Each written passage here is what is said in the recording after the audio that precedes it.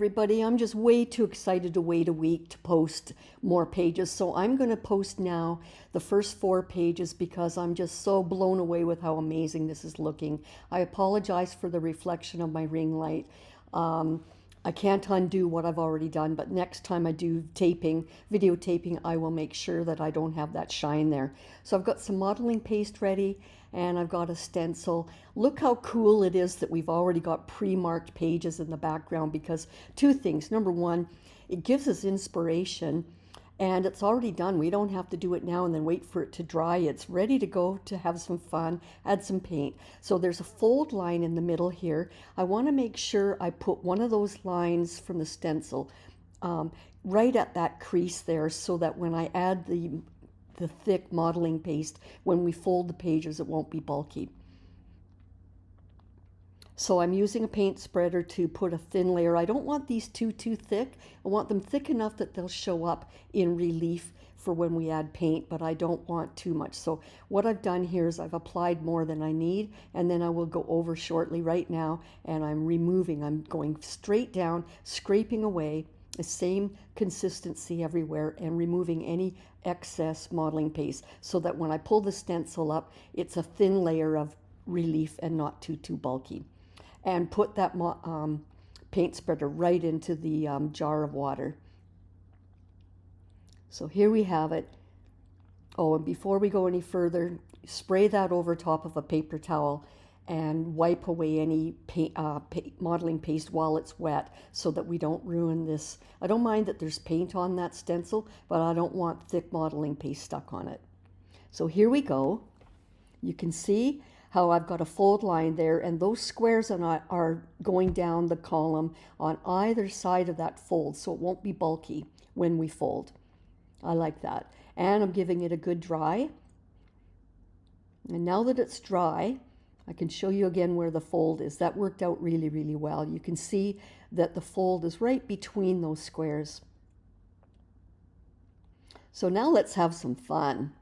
We're going to spray some water, and we're going to delicately at first add some water. I want to do my Indian yellow and my magenta first. The magenta seems to be the strongest of all these colors, so it's the one that I might have to dab away later because it might be a little too bold. Anyway, I'm adding my Indian yellow, which when it's got a lot of water, it goes really bright lemon yellow, and when it's thicker, it shows as a deeper, rich yellow. And I'm just using my rigger brush, which is a long bristled, soft bristled brush. And it's really a delicate brush, which I like to use to spread the paint around. I'm kind of just coaxing it over top of the modeling paste. And as you've seen in my previous lessons, when you have modeling paste, the paint goes into the grooves and it gets absorbed into the paper. And anything that's sitting over top of the relief of the modeling paste could easily be wiped off later if it's too much. So I've got my pink. It's going to go on quite strong. And watch how it bleeds into the grooves of that paste. I love it. This is the magic. I just really have fun with this. So I'm starting off fairly delicately. I can always add more later. And I don't mind that some of the red is blending with the yellow because it will become orange. And later on, I will be adding quinacridone nickel gold, which is kind of an orangey gold. So this will complement it. I'm still using the same basic four or five colors in this book that I've done in my previous small books, because I like those colors. I want to prove to you that there's a lot of things you can do with just 4 or 5 colors. You don't need the whole range of colors. And I'm dabbing away with tissue paper any excess water, because even though on the cover I added a good thick coating of matte medium to protect it, I didn't do that on the inside borders of this paper, so I don't want to get it too sopping wet. I'm going to let that air dry, and you can see it's dried a lot lighter, and that's okay. I can decide later if I want more depth of color.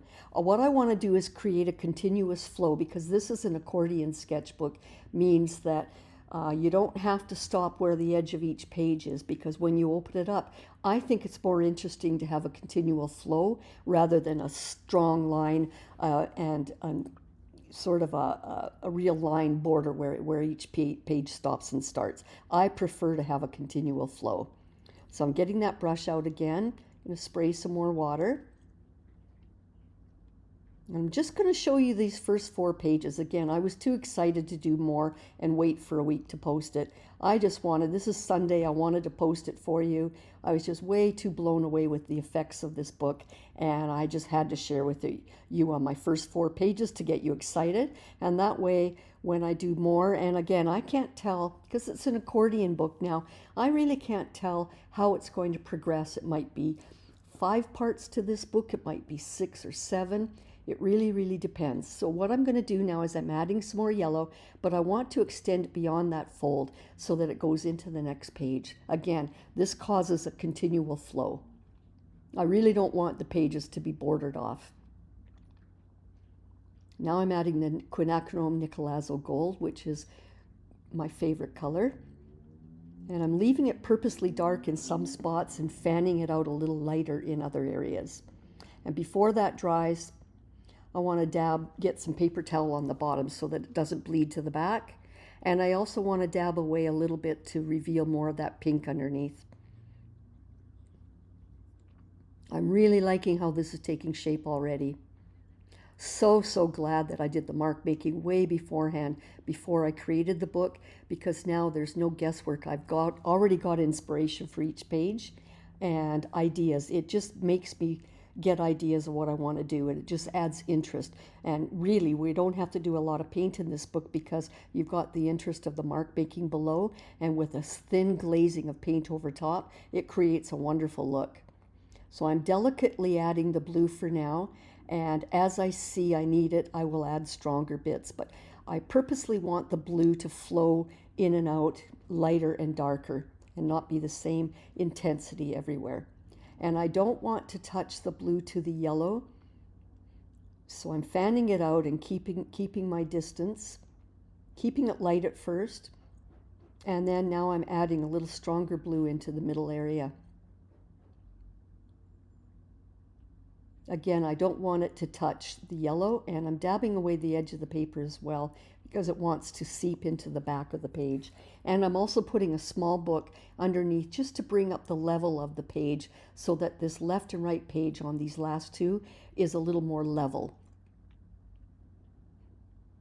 And that way the blue stays where it is instead of running down. If I wouldn't have built that page up level, the blue might have spread down and run over top of the yellow, and that would make a green. And right now I just want the blue and yellow and white. So again, I'm dabbing a little stronger in some areas, just to give some interest, like clouds. Trying to keep the yellow pure. And I like how it undulates between light and dark blue. I think that's very interesting. This book is probably my favorite so far. I'm just crazy in love with it. And I'm using the tissue to lightly dab where I've got too much excess water.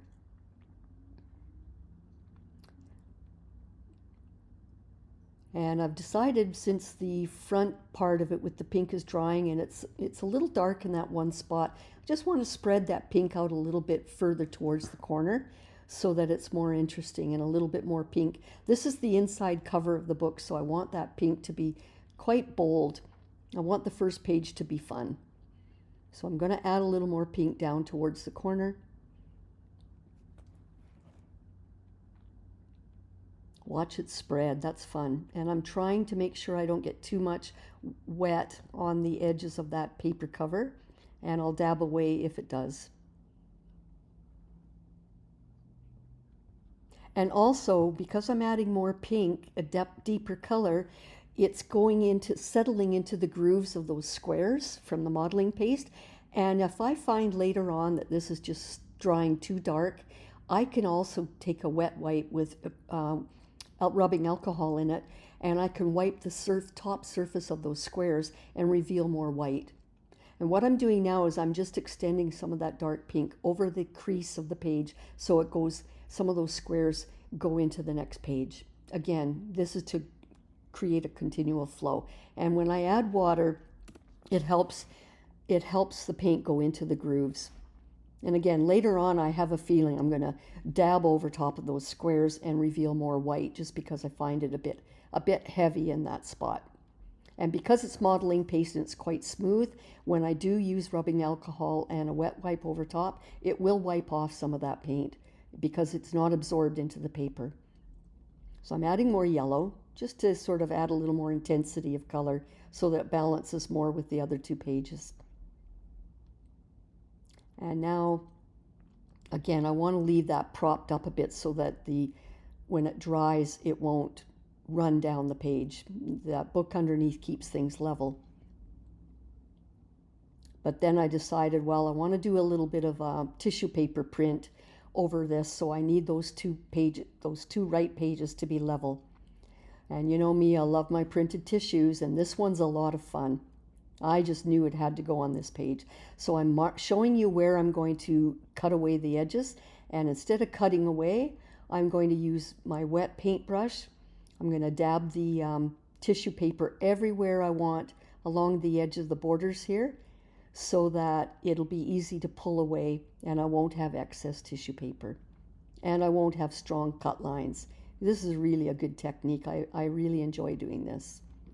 And it'll allow me to tear away the excess tissue safely without going into the white print on the paper. It just allows it to just, you can't be too rough with it. You've got to be still gentle pulling it away. But this does allow me to pull away, and it reveals just the white painted area of the print that I want and no excess tissue. And I'm getting the bottom as well. And continuing along the side edge as well, because I don't want a straight line of tissue paper there. So gently pull away. It's just such an easy trick. And I'll pull away that little excess tissue there so I don't have a straight line. And we're ready to go. And you know by now when you watch my videos that this is the real magic when we add printed tissue, white tissue paper over top. So I've got my matte medium out, which is my glue. And I'm using a large brush this time to spread around some of this all over the area that the tissue print is going to be. And I'm just using this again as a guide, and then I'll put more on there so that I cover all of the areas and make sure that all of that tissue paper gets glued down.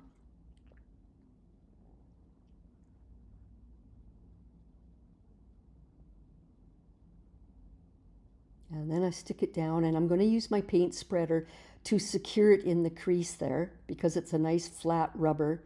And it secures the crease. Then I use this to fan out away from the center so that the tissue paper sticks everywhere. It's a good way of sticking it to the page, but you don't want to be too rough.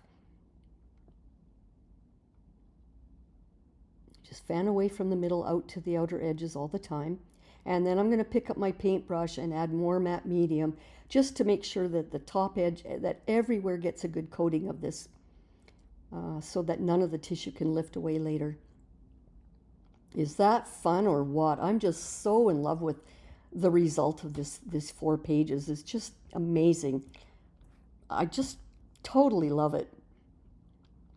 And before it dries, I'm going to tear away some of the excess tissue from the bottom.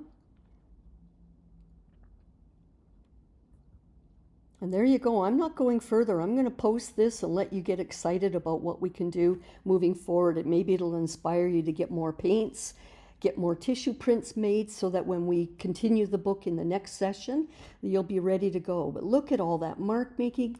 Look at all the colors. Look at the print. I'm just blown away with how this looks. I like how the white print disappears into the white of the bottom right corner of that page. That's kind of interesting. So anyway, I want to stop here. I want to show you how exciting this is, and we've got a big future in store for the rest of this book. There are so many possibilities, and I can't wait to show you more.